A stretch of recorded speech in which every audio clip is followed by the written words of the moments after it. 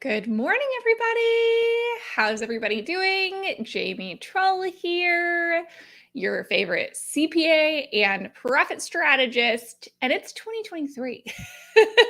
And this is a completely impromptu live. I decided I was going to do it about 15 minutes ago. So bear with me a little bit, but I just had some things on my heart that I wanted to talk about.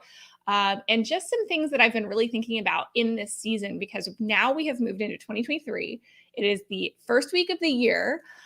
We are probably kind of in that new year energy, maybe. Maybe kind of thinking about the year ahead, or maybe we're still stuck trying to sort out the prior year from our business perspective. So wherever you're at, I kind of wanted to come here and just talk to y'all and say hello. So if you are here, say hello and comment to make sure that you can hear me because I always worry about that. I am live currently on my Facebook page. I'm live in my Facebook group, Financial Literacy for Women Business Owners, and I'm live on my YouTube channel. Hi. So wherever you're watching me from, I'm glad that you're here, especially because this was not planned or scheduled. If you're watching me in the group, just make sure to hit the button that's StreamYard. I think it's in the description to this video to let StreamYard be able to see your name. And Crystal on my team. Oh, hi, Beth. Crystal on my team can share what that StreamYard link is too. So you can just hit that. And that way you don't show up as Facebook user. Your pretty picture will show up and your name, and I know who I'm talking to, because I always like to make these conversational for those of you who show up live. So whether you're watching live or on replay, I'm glad you are here. And we're going to talk a little bit about the three biggest mistakes that I see business owners making when it comes to planning for the new year. Okay.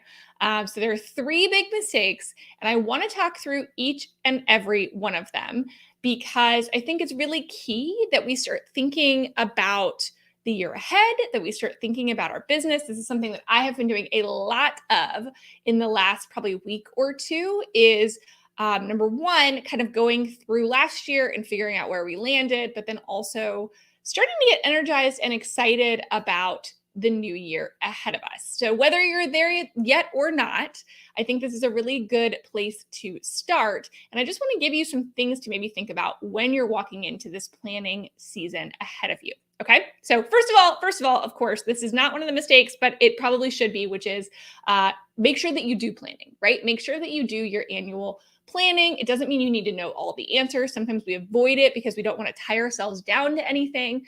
But I think it's really important to do some sort of planning, knowing that things are going to change. Not everything's going to be exact. Sometimes I have avoided planning in the past because I know, I don't want to nail it down too much. And then if I don't hit it, then I feel bad, right? But I think it is so, so important to actually do some planning. Make sure that you put this information when you are doing planning. You actually write it down somewhere. You put it somewhere you will remember it. I can't tell you how many times I've been searching through, all of my documents that are everywhere, trying to figure out where my stuff was that I did last January. So make sure you put it somewhere where you're going to remember. And even better than that, put it somewhere where you're going to be able to see it routinely. And it is going to trigger you to remember to put those goals first and to remember the path that you were on, right? Sometimes we just get so far off track that we, stop looking at it. Okay, so let's talk about what those three things are, those three big mistakes when people are planning for their business that I have seen. So the very first one is that we jump too fast. Some of us jump a little too fast into the new year without spending our time reflecting on the last year, right? We almost want to move on too fast. We're like, oh, okay, that's done. Usually that happens when it didn't go maybe exactly how we had hoped or planned last year. And so we're just like, you know what?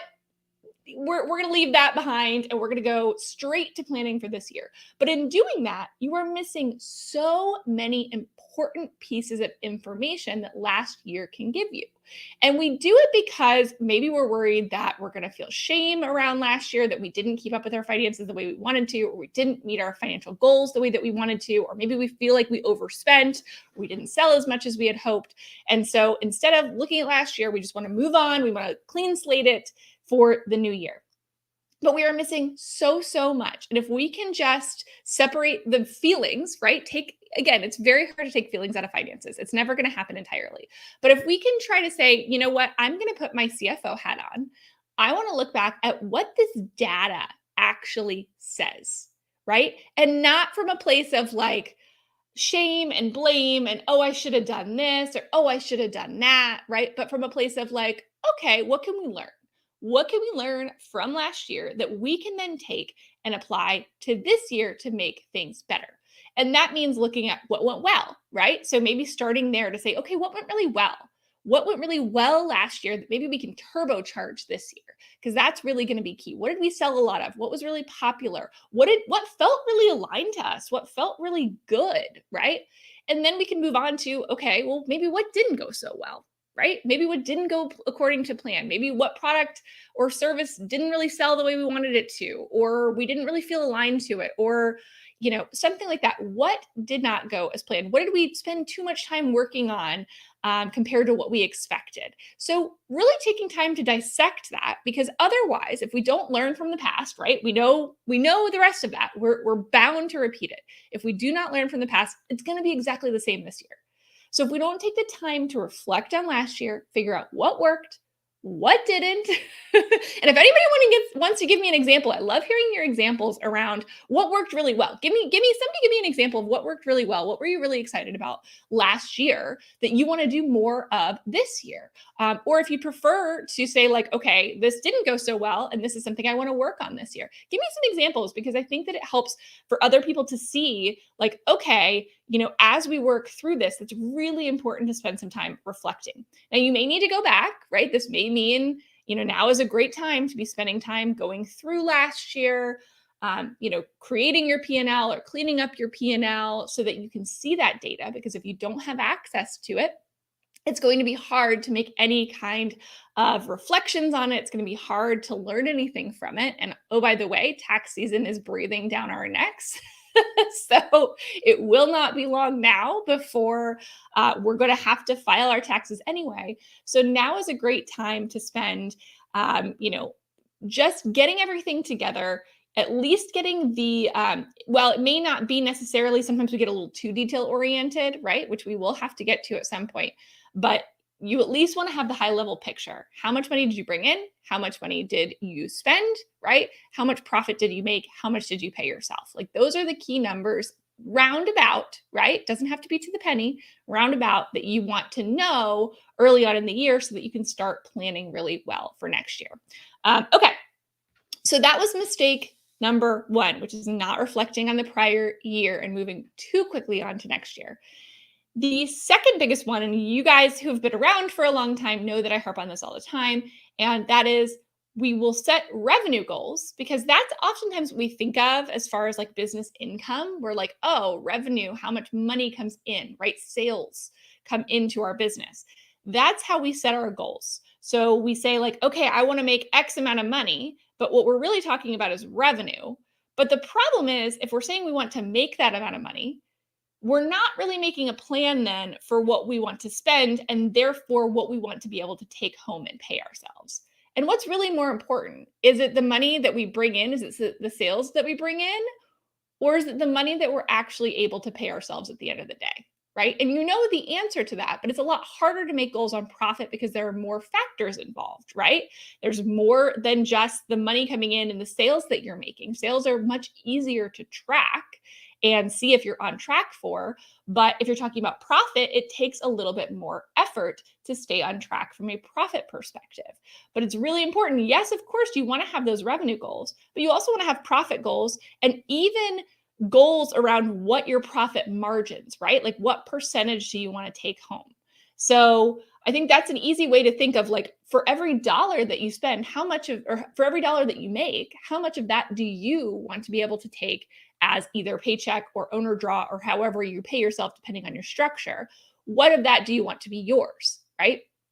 And so, for example, if you set a 50%, target for your profit margin, right? That means that out of every dollar, you get to keep 50 cents. So if you make $100,000, then 50,000 of that would be yours, and 50,000 that would go to be to paying expenses in your business. Or maybe you want 70%, or maybe it's 20%. It depends on where you are. So again, looking back at last year is important. Where did you come in last year? What were your, operating profit margins or your profit margin percentages last year, so that you can make goals that are informed for the current year. Okay. So that's something I don't want you to miss. You can start with revenue, sure, but then you need to say, like, how much of that do I want to pay myself? And sometimes what I actually do is the opposite. Right? I actually kind of recommend going bottom up and saying, what do I want to pay myself? And what does that mean? Like, what do I want my margins to be? And you can use last year to kind of inform what is reasonable, right? Because if you operated a 20% margin last year, meaning you kept 20 cents of every dollar, right? Then trying to get to an 80% profit margin is going to be kind of hard, but maybe a 30% might not be so bad, right? So being aware of what's reasonable and then backing in to say, okay, well, then that means I need to make X amount in revenue versus having your profit be what's left at the end of the day, right? It's really important to set that, to say, here's what I want to make and here's how I get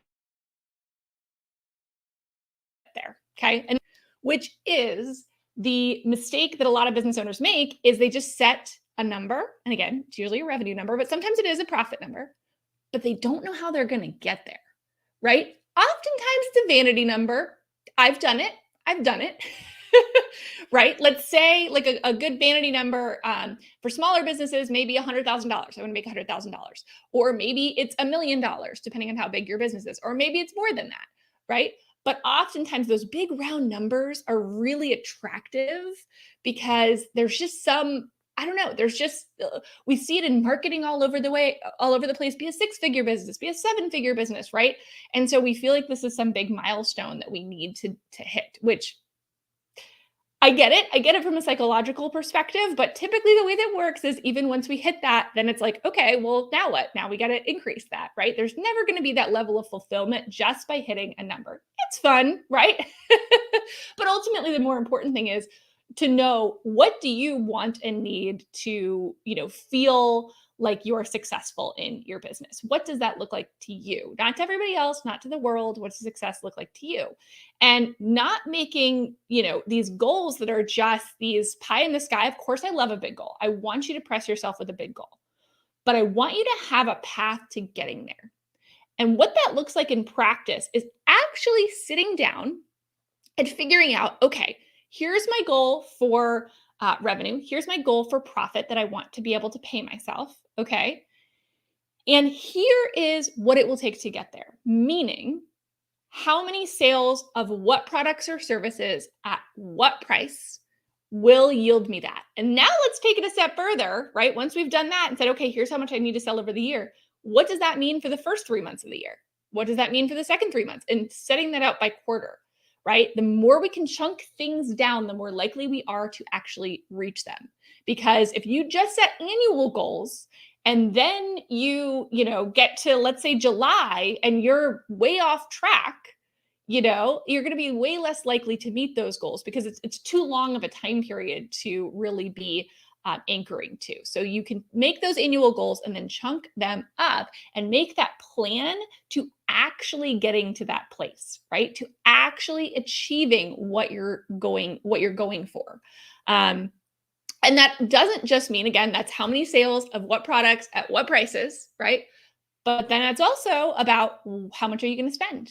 Because we're talking about profit here. So we have to encompass in there the spend that we are going to be putting into our business.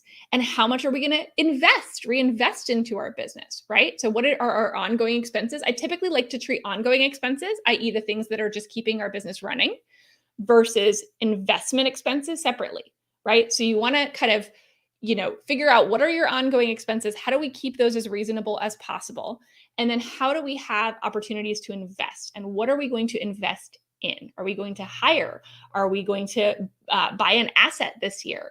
Are we going to, do education? Are we going to do an extra advertising campaign? How can we invest to make our money help us make more money, right? Investing your money can help you make more money. So those are things we want to be thinking of, not just this pie in the sky. I want to hit this X amount, but I don't even know what it's going to take to get there. You're not going to hit that path, right? If we just know, okay, here's my destination, but I don't have, my GPS, right? Or like old school MapQuest. If I don't have like the path to getting there and I'm just like, oh, it's this general direction, are we gonna get there? No, we're gonna end up somewhere else. Maybe we might eventually get there, but it's gonna take a heck of a lot longer than if we had turn by turn directions for how to get there. So we need to create those turn by turn directions, knowing things are gonna change. It's not gonna be exact. It's not meant to, but it gives you that path, right? You can still flex. It's not gonna like you're not going to feel boxed in, right? We're not saying this is what you have to do. We're just saying here's a path to getting where you said you wanted to go, right? Here's a path, and take that path. And if you decide you want to take a detour, but make it your decision, make it intentional, and not something that just happens because you didn't have a plan and a path. Okay. All right. Y'all are quiet today. Where is everybody? Y'all are so quiet. Hopefully you're just listening, maybe taking some notes. I don't know, but hopefully you found this helpful. I wanted to do this just very short and quick, but I do want to tell you about two things that are coming up that'll help you with this planning. If you're like, okay, I get you. I know I need to do all of these things, but I don't really know where to start. The very first place to start is we have made a very robust annual planning workbook. It is totally free. If you haven't grabbed it yet, you need to, jamietrell.com/plan. It is for 2023 specifically. We have expanded it from what we've done in prior years. And it's awesome. And here's I'm making my notes on mine right now. Like we've got like all kinds of goodies in here. I mean, you want to spend some time on this. That's the first thing I want you to do. So jamietrell.com/plan, totally free to grab that. And then here's what I want you to do. You can either go here, or once you grab this, you're actually going to get invited on the thank you page anyway to our annual planning workshop, which is on January 18th. I've absolutely never done this before. I'm so excited about this. Like this is what I'm sitting here making notes for right now, because I have so many additional things that I want to share and specifics. And I think it's a 2-hour workshop. I don't know how I'm going to get this all into 2 hours, but I'm going to try. That's what I'm trying to figure out how to do right now, because I have so much good stuff I want to put in here, but I know everybody's busy. So 2 hours of intentional time. It's live on January 18th. Okay. From 12 p.m. Central Time to 2 p.m. Central Time. If you can't make it, still sign up, because you do get a 5-day replay. And the reason that we have that replay go away is we want to make sure you have an incentive to watch it and do that planning, because planning is such an important thing, and it tends to be the thing that goes on the back burner because it's not urgent, right? We're trained to put the urgent in front of the important. But when we put the important first, right? When we actually put the important first, meaning the planning, the intentionality, we're going to have less urgent that comes up later. But there's always something in our lives and in our businesses that demands our attention immediately. And somehow the important gets, kind of just shuffled away for later, for this undetermined later time. And that's why I really want you guys, if you can, show up live. That's where you're going to get the best value on January 18th. If you can't, though, still sign up, because you get 5 days to watch that replay. So it goes away, really is going to go away January 23rd. So you do want to make sure that you've watched it by then and you've done this intentional planning work. It is going to be one of the things that makes the biggest difference. I swear, just spending that time planning is going to make such a big difference. You are going to have some aha moments. You are going to have some revelations about your business for this year. And I want to be a part of that with you. So make sure to join it. It's $47. Okay. So there is a cost to this because we are limiting the amount of people. We want people who are really bought in to join this. And we also know that if you invest your money, you're more likely to invest your time. It's a weird thing. I don't know why as humans we're that way, but when I do something for free, somehow we get less show up rate than when I do it for a cost. So we are putting a $47 cost. It's a very small cost, but we want you to buy in. We want you to have some buy-in. We want you to have some skin in the game so that you show up and you get amazing, amazing value out of just that $47 spend. So 2-hour workshop for $47. You're also going to get an expanded version of this annual planning workbook, and you're going to get my ROI worksheet. Of course, I got to make a worksheet for y'all. I love my plug and play worksheets. So you are going to get this ROI worksheet too that I've been working on and I love, and I will show you exactly how to use so that you can analyze essentially your return on any investments you want to make in your business. If you're trying to decide if it's worth it to make investments or try to understand just the power of reinvesting back into our business, that's what this ROI worksheet is going to do for you. So I'm super pumped about that. Let me come back on over to the comments. Okay, let's see. Yeah. Okay. So I love this. So from Leopoldo, I think, from YouTube. Hi, I used to think your advice fits well for traditional businesses, but do they fit for startups with high uncertainty environments and resource scarcity? No bank loans. Yeah. Oh yeah. Most of the people in my sphere don't have bank loans. So most are self-funded. Most business owners that I work with, that they are building their business from the ground up in an uncertain environment. And I would say that especially for startups, spending this time doing intentional planning is even more key, right? To kind of think about different scenarios that could come to play. So I absolutely would be doing this planning work, and it is meant for businesses. I typically, I'll say this: my typical, group of people that I serve are kind of from the startup point of view, obviously, but then, really when you've hit kind of that $50,000 to $500,000 in revenue, right? That's typically where we kind of get stuck, and it's hard to like push through. So the people that I serve are typically at that place where they're like, okay, I feel stuck and I want to get to the next level. And that typically comes in this 50 to 500,000 when we're trying to figure out how to scale. And that's where finances gets even more important. You can get to $50,000 in revenue without really having much control over your finances, kind of just by having a great product or service. But then you need the processes in place. Then you need the understanding in place to really kind of scale past that level and get into the like high six figures into seven figures, if that's something that you want to do as a business owner. So I fully think that that is great for you. Let's see. Tiffany says, I'm a DCA Momentum member and new to this group. Happy 2023. Hi, Tiffany. Nice to meet you. We got a lot of new people from DCA into this group. So I'm happy to see you here. Yvette, hi. How are you? Yvette is a former FFF member and she's a rock star. Hey, Lori. Lori got the workbook. Good. I'm glad. And we're going to be doing this. If you want to grab the workbook, but you look at it and you're like, this is a lot, we're going to be walking through this. Gosh, haven't had my water today. We're going to be walking through this at the annual planning meeting. Hold, please. Okay. Am I good? I think I'm good. The joys of live, right? Like this is the fun. I miss lives for this very reason, when you completely lose your voice. Oh, yay. Hi, DCA. We got lots of DCA members in here. Those who don't know what that is, that's Digital Course Academy by Amy Porterfield. She is a friend and a mentor of mine, and I went through her program to create my online programs. So there you go. Okay, everyone, that's all I had today. Remember, grab both the workshop and grab the guide. The guide is free. The workshop's $47, but you're going to want to be there. You don't want to miss it. It's going to be awesome. And happy planning, everyone. I'm going to try to do more lives through January, by the way, as well. So I know that I've been doing most of my content over on YouTube. If you're not subscribed to my YouTube channel, make sure to go over there because I'm doing all kinds of awesome content just for YouTube. So make sure you're subscribed over there, but I am going to come back and do some additional lives because I miss y'all and I love interacting with you. Look, I love this. Oh, FFF and DCA. I'm going to look back and see who that is. Y'all are amazing. I'm going to go get some more coffee and maybe some water.